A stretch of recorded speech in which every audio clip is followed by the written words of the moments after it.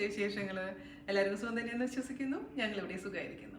അപ്പോൾ ഞാനിന്ന് വന്നിരിക്കുന്നത് വളരെ എളുപ്പത്തിൽ എങ്ങനെയാണ് നമ്മുടെ പാൽപ്പൊടി വീട്ടിൽ തയ്യാറാക്കാമെന്ന വീഡിയോ ആയിട്ടാണ്. അപ്പോൾ പാൽപ്പൊടി എന്ന് പറയുമ്പോൾ നമ്മൾ ഒരുപാട് വില കൊടുത്തിട്ടാണ് അല്ലേ പുറത്തുനിന്ന് പലപ്പോഴും വാങ്ങിക്കാറുള്ളത്. പിന്നെ മാത്രമല്ല ഇതിൻ്റെ ഗുണം എന്താണെന്ന് വെച്ചാൽ നമുക്ക് വിശ്വസിച്ച് കഴിക്കുകയും ചെയ്യാം, ഉണ്ടാക്കാൻ വളരെ എളുപ്പമാണ്. അപ്പോൾ എന്തായാലും നിങ്ങൾ കുറച്ച് അളവിലെങ്കിലും ഒന്ന് ഉണ്ടാക്കി നോക്കുക, അതിനുശേഷം അഭിപ്രായം പറയാൻ മറക്കരുത്. അപ്പോൾ ഇനി ഒട്ടും സമയം കളയാണ്ട് എങ്ങനെയാണ് പാൽപ്പൊടി വീട്ടിൽ തയ്യാറാക്കാം എന്ന് നോക്കിയിട്ട് വരാം. ഓക്കെ, അപ്പോൾ നമുക്ക് എങ്ങനെയാണ് വീട്ടിൽ പാൽപ്പൊടി ഉണ്ടാക്കാം എന്ന് നോക്കാം. അതിനുവേണ്ടി ഞാനൊരു വലിയ ഒരു കടായി എടുത്തിട്ടുണ്ട്. അതിൽ വേറെ ഒരു സ്മെല്ല് ഉണ്ടാവാൻ പാടില്ല. അതായത് നമ്മൾ സാമ്പാർ ഉണ്ടാക്കുന്ന പാത്രം, കറികൾ ഉണ്ടാക്കുന്ന പാത്രമൊക്കെ ആണെന്നുണ്ടെങ്കിൽ അതിൽ ചെറിയൊരു വാസന ഉണ്ടാവും. അതുകൊണ്ട് എപ്പോഴും നല്ല ക്ലീൻ ആയിട്ടുള്ള ഒരു തരത്തിലുള്ള വാസനകളൊന്നും ഇല്ലാത്ത പാത്രമായിരിക്കും പ്രത്യേകിച്ച് ശ്രദ്ധിക്കുക. ഞാനിപ്പോൾ ചെറിയൊരു അളവിലാണ് കാണിക്കുന്നത്. അതായത് 4 ഗ്ലാസ് പാല്, 1 ലിറ്റർ പാല് ഞാൻ ഒഴിച്ചു കൊടുത്തിട്ടുണ്ട്. നമുക്ക് മീഡിയം ഫ്ലെയിമിൽ തീ വെച്ച് കൊടുക്കാം. അതിനുശേഷം ഒന്ന് തിളക്കട്ടെ. തിള വന്നതിന് ശേഷം കണ്ടിന്യൂസ് ആയിട്ട് ഇളക്കിക്കൊണ്ടിരിക്കണം, അല്ലെങ്കിൽ താഴെ അങ്ങ് പിടിക്കും. പിന്നെ നമ്മൾ ചെയ്തത് മുഴുവനും വെള്ളത്തിലാവും. അപ്പോൾ സമയം എടുത്തിട്ട് ചെയ്യേണ്ട ഒരു പരിപാടിയാണ്. പക്ഷെ വേറെ ഒന്നും ചേർക്കാനില്ല.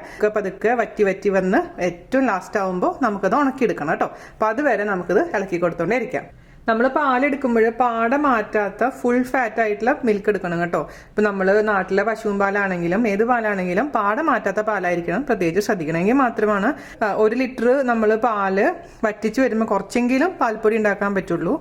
അല്ലെന്ന് വെച്ചിട്ടുണ്ടെങ്കിൽ വളരെ കുറച്ച് കിട്ടുള്ളൂ. അപ്പോൾ അത് മാത്രം ഒന്ന് ശ്രദ്ധിച്ചാൽ മതി. സ്കിംഡ് മിൽക്ക് ഉപയോഗിക്കാൻ പാടില്ല കേട്ടോ. 30-35 മിനിറ്റ് ഒക്കെ എടുക്കും കേട്ടോ, സമയം എടുക്കും. അപ്പം എല്ലാ പണിയും കഴിഞ്ഞിട്ട് നിങ്ങൾ ചെയ്താൽ മതി. അപ്പോൾ ചില സമയത്തൊക്കെ നമ്മൾ പാല് വാങ്ങിച്ചിട്ട് കൂടുതലുണ്ടാവും. അതായത് നമ്മൾ വിചാരിച്ച അത്ര ചിലവായിന്ന് വരില്ല പാലിന്. അപ്പോൾ പക്ഷെ നമ്മുടെ ബോട്ടിലെ ഡേറ്റ് നോക്കുമ്പോൾ നാളെ കഴിയാൻ പോവാണ്. പക്ഷെ നാളേക്കുള്ളിൽ നമുക്ക് പാൽ ഇത്ര ഉപയോഗിക്കാൻ പറ്റില്ല, നമുക്ക് എല്ലാവർക്കും അറിയുകയും ചെയ്യാം. അപ്പോൾ ചിലപ്പോൾ നമ്മൾ എന്താ ചെയ്യാം, പാൽ ഉറവൊഴിച്ച് വെക്കും, തൈരാക്കി വെക്കും. പക്ഷെ അതിന് പകരമായിട്ട് പാല് നിങ്ങൾക്ക് ഒന്നില്ലെങ്കിൽ പനീറാക്കി വെക്കാം, അതല്ലെങ്കിൽ ഇതുപോലെ പാൽപ്പൊടിയാക്കി വെക്കാം. അപ്പം നമ്മുടെ പാല് വറ്റി തീരാറായിട്ടുണ്ട് കേട്ടോ. കണ്ടിന്യൂസ് ആയിട്ട് ഇളക്കാൻ മറക്കരുതേ. ഇതേപോലെ തന്നെ ഇളക്കി ഇളക്കി ഇളക്കി ഇളക്കി ഇളക്കി തിക്കാവുന്ന വരെ നമ്മൾ ഇളക്കി കൊടുത്തോണ്ടേ ഇരിക്കും. അതുകൊണ്ട് വറ്റി വറ്റി വറ്റി വറ്റി ഈ ഒരു പരിവായിട്ടുണ്ട്. കുറച്ചും കൂടെ വറ്റി കഴിഞ്ഞതിന് ശേഷം നമുക്കതങ്ങ് തണുക്കാൻ വേണ്ടി മാറ്റി വെക്കണം. അപ്പോൾ അതാ ഇത്രയും വറ്റിയിട്ടുണ്ട്. ഇനി നമുക്കിത് അടപ്പ് ഓഫ് ചെയ്തിട്ടുണ്ട് കേട്ടോ. പിന്നെ ഒന്ന് മാറ്റി വെക്കണേ, അല്ലെങ്കിൽ ഇതിന്റെ കളർ മാറും. അപ്പോൾ അതേ തണുത്തിട്ടുണ്ട് കേട്ടോ. ഇനി ഇതിനെ നമുക്ക് എന്ത് ചെയ്യണമെന്ന് വെച്ച് കഴിഞ്ഞാൽ ഒരു സ്റ്റീൽ പ്ലേറ്റ് എടുക്കുക. അതിലോട്ട് കുറച്ചായിട്ട് ഇങ്ങനെ വെച്ച് കൊടുക്കുക.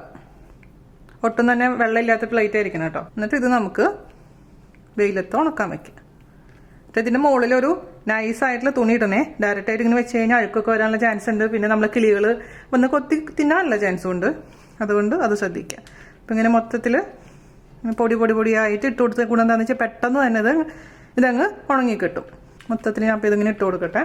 1-2 ദിവസത്തെ വെയിൽ, നല്ല വെയിലുണ്ടെങ്കിൽ കേട്ടോ. ഇവിടെയൊക്കെ ആണെങ്കിൽ 1 ദിവസം അല്ലെങ്കിൽ മാക്സിമം 2 ദിവസം കൊണ്ട് നന്നായിട്ട് ഇതങ്ങ് ഉണങ്ങി കിട്ടും. അപ്പോൾ ഇതാ ഞാനിവിടെ എല്ലാം മൊത്തത്തിൽ ആ പാത്രത്തിൽ നിന്ന് വടിച്ചെടുത്തിട്ട് പ്ലേറ്റിലോട്ട് ആക്കിയിട്ടുണ്ട്. ഇതിനേക്കാളും വലിയ പ്ലേറ്റ് ഉണ്ടെങ്കിൽ അതായിരിക്കും നല്ലത്. അപ്പോൾ പെട്ടെന്ന് തന്നെ ഉണങ്ങി കിട്ടിക്കോളും, ഇത്ര കൺജസ്റ്റഡ് ആയിട്ട് ഇരിക്കില്ല.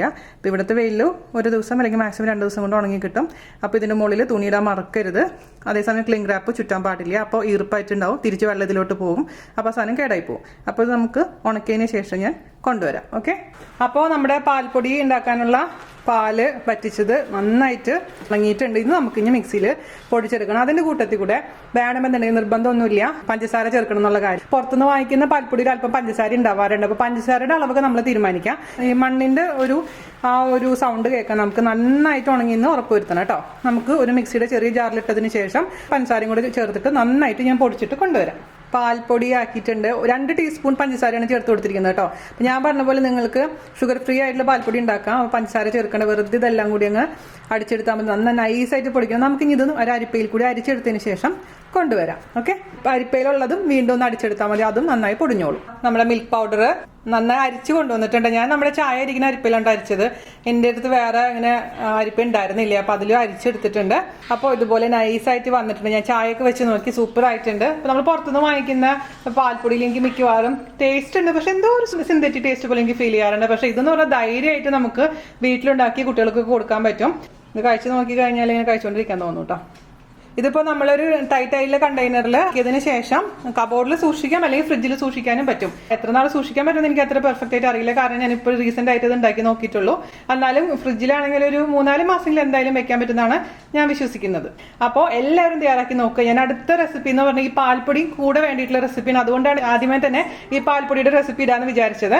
അപ്പോൾ നിങ്ങൾക്ക് ഇഷ്ടപ്പെട്ടു എന്ന് വിശ്വസിക്കുന്നു. എല്ലാവരും ട്രൈ ചെയ്തിട്ട് അഭിപ്രായം പറയാം. അപ്പോൾ അടുത്ത അടിപൊളിയായിട്ടുള്ള റെസിപ്പി ആയിട്ട് വരുന്നവരെ നന്ദി, നമസ്കാരം, താങ്ക് യു. നിങ്ങൾ എൻ്റെ അടുത്ത് റിക്വസ്റ്റ് ചെയ്തിട്ടുണ്ടായിരുന്നു നമ്മുടെ തമിഴ്നാട് സ്റ്റൈൽ റോഡ് സൈഡിൽ കിട്ടുന്ന കാളാൻ്റെ റെസിപ്പി. അതായത് നമ്മുടെ തമിഴ്നാട്ടിൽ കാള എന്ന് പറഞ്ഞു കഴിഞ്ഞാൽ മഷ്റൂമിനെയാണ് പറയുന്നത്. അപ്പോൾ അത് 2 തരത്തിൽ ഞാൻ ഉണ്ടാക്കി നോക്കാൻ പോവുകയാണ്.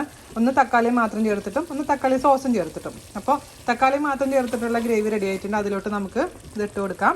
അപ്പോൾ നിങ്ങൾക്ക് ഇതിൻ്റെ വീഡിയോ വേണമെന്നുണ്ടെങ്കിൽ എൻ്റെ അടുത്ത് പറയണം, എങ്കിൽ മാത്രമേ ഞാൻ എടുത്തുള്ളൂ.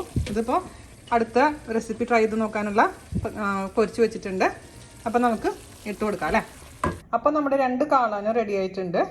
അപ്പോൾ ഇത് സോസ് ഒന്നും ഇടാത്ത നമ്മുടെ പാവപ്പെട്ടവർക്ക് വേണ്ടിയിട്ടുള്ള കാളാനും ഇത് സോസ് ഒഴിച്ചിട്ടുള്ളത്. എനിക്ക് ഇഷ്ടപ്പെട്ടത് ഇതാണ് കേട്ടോ, ആദ്യം ചെയ്തത് തന്നെയാണ്. അപ്പോൾ എനിക്ക് ടേസ്റ്റ് അറിയണമായിരുന്നു എന്താ ഡിഫറൻസ് എന്ന്.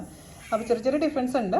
ഉണ്ടാക്കാൻ ഇതാണ് കുറച്ചും കൂടി ഈസി ആൻഡ് എല്ലാവർക്കും ചെയ്യാൻ പറ്റുന്നതായിട്ട് എനിക്ക് തോന്നിയിട്ടുള്ളത്. മഷ്റൂമും ക്യാബേജും വെച്ചിട്ടുള്ളൊരു കറിയാണ്, ഭയങ്കര ടേസ്റ്റിയാണ്. അപ്പോൾ താല്പര്യം ഉണ്ടെങ്കിൽ കമൻറ്റ് ഇടാൻ മറക്കരുത്.